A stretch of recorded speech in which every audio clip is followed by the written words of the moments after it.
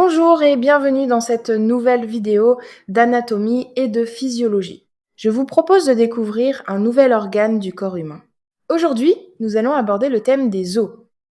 Avant de commencer, je vous rappelle que l'ensemble de nos vidéos constituent des supports de cours proposés par Edulis Formation. Si vous souhaitez accéder à la formation complète, n'hésitez pas à nous contacter. Les os constituent l'armature du corps humain. Ils forment le squelette, qui soutient le corps et permet les mouvements. Les os jouent également un rôle essentiel dans la protection des organes et dans la production des cellules sanguines. Dans cette séance, nous allons découvrir la localisation des os, leur organisation, leurs fonctions principales et les conséquences d'un dysfonctionnement du tissu osseux. Les os sont répartis dans l'ensemble du corps. Ils sont reliés entre eux par des articulations. L'ensemble des os forme le squelette, qui donne au corps sa forme et sa solidité. Certains os sont longs, d'autres sont courts ou plats. Cette diversité permet d'assurer à la fois le soutien et la mobilité du corps. Un os n'est pas une structure pleine et uniforme. Il est constitué d'une partie externe compacte et résistante. À l'intérieur, on trouve un tissu plus léger et spongieux. Cette organisation permet à l'os d'être à la fois solide et relativement léger. Des vaisseaux sanguins traversent l'os et assurent son alimentation. Les os servent de point d'appui aux muscles.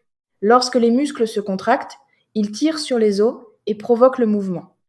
Les os participent ainsi activement à la mobilité du corps. Ils assurent également la protection des organes vitaux, comme le cerveau, le cœur et les poumons. Le squelette joue donc un rôle mécanique et protecteur essentiel. À l'intérieur de certains os se trouve la moelle osseuse. La moelle osseuse est un tissu très important pour l'organisme. Elle produit les cellules du sang, comme les globules rouges, et certaines cellules de défense. Cette fonction est indispensable au transport de l'oxygène et à l'immunité. Les os participent ainsi au fonctionnement du système sanguin. Les os sont des tissus vivants. Ils se renouvellent en permanence grâce à l'action de cellules spécialisées. Certaines cellules construisent le tissu osseux, tandis que d'autres le dégradent. Cet équilibre permet de maintenir la solidité des os et de réparer les microlésions. La solidité des os dépend également des apports en nutriments et en minéraux. Lorsque les os sont fragilisés, le risque de fracture augmente.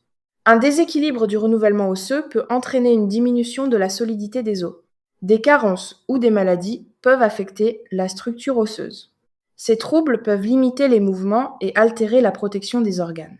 Ils montrent l'importance du maintien d'un tissu osseux en bonne santé.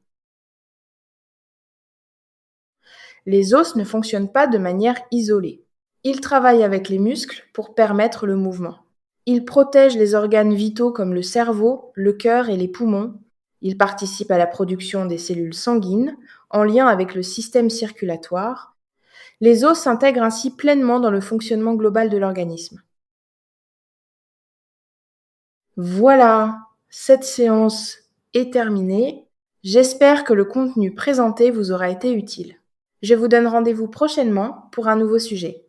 Si vous souhaitez traiter un organe particulier, faites-nous le savoir par un petit commentaire. Merci, à bientôt.